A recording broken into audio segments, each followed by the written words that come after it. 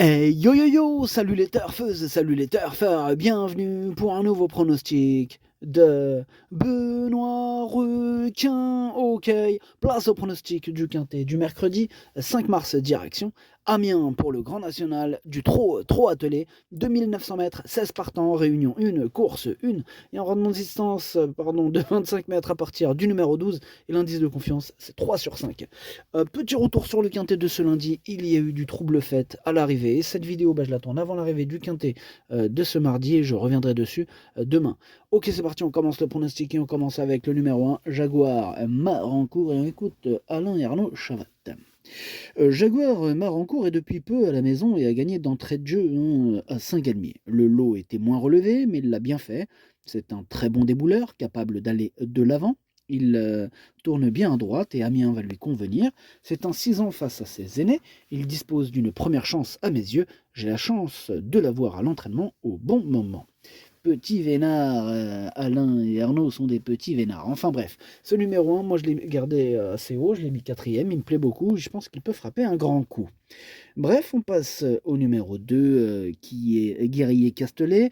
Alors lui, il m'embête beaucoup ce Guerrier Castelet, puisque je ne l'ai pas retenu, et c'est lui mon gros regret, mon cheval de complément en cas de non partant. Attention, possible cassage en vue. On passe au numéro 3, Ove Pont Vautier, lui non plus je ne l'ai pas retenu.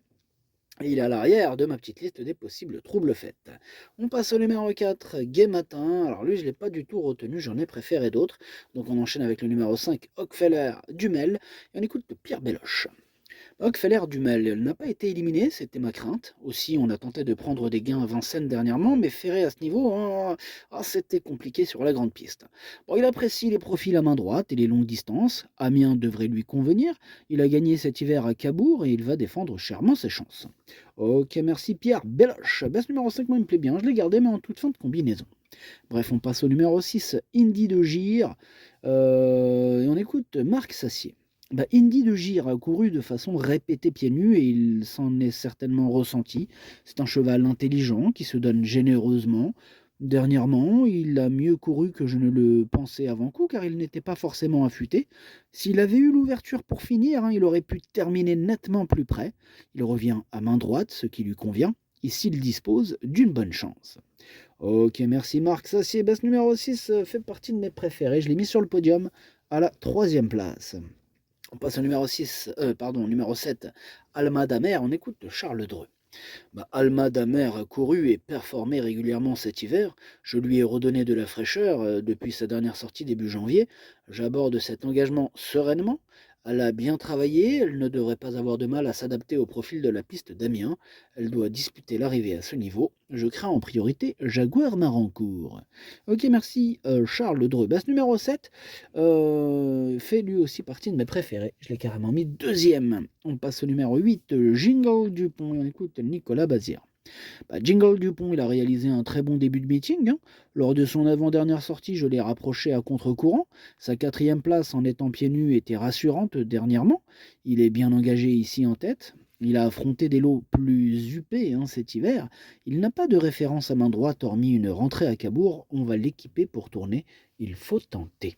Il faut tenter. Qui ne tente rien n'a rien. En tout cas, il a à mes yeux, largement les moyens de tous les battre, et c'est lui mon préféré.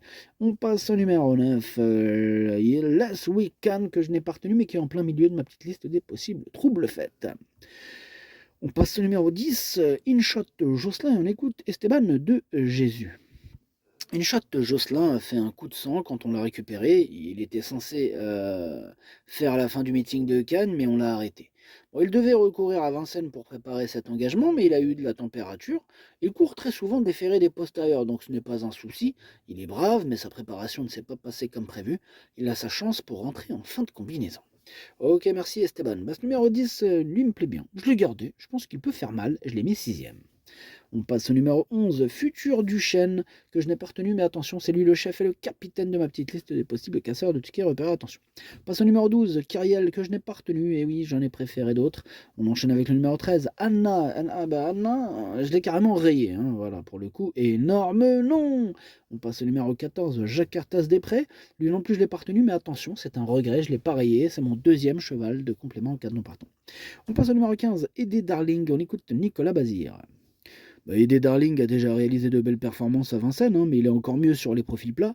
Le changement de piste va lui faire du bien. Il sait démarrer vite et pourra effacer quelques adversaires rapidement. Évoluer à main droite va lui convenir. Il est capable de terminer à l'arrivée. Il ne faut pas le condamner et l'inclure en bout de piste. Bah, c'est ce que j'ai fait. Je l'ai inclus en bout de piste. Pardon. Bref, on termine avec le numéro 16, Grindelwald. Et on écoute Léo Abrivard. Grindelwald s'est montré irréprochable cet hiver et a répondu présent régulièrement. Il faut subir le déroulement de course et lui faire placer sa pointe de vitesse. Dernièrement, elle n'a pu s'exprimer, il faut rendre la distance sur une petite piste. Un rythme élevé nous avantagerait, elle a les moyens de terminer à l'arrivée du Quintet. Ok, merci Léo Abrivard. Basse numéro 16, moi il me plaît beaucoup. Hein, je l'ai mis 5ème. Le pronostic ça donne un 8, 7, 6, As, 16, 10. 15, 5. Merci d'avoir suivi cette vidéo. N'hésitez pas à mettre un pouce bleu si la vidéo vous a plu.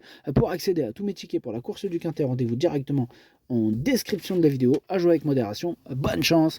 Chopez-le moi. Ciao.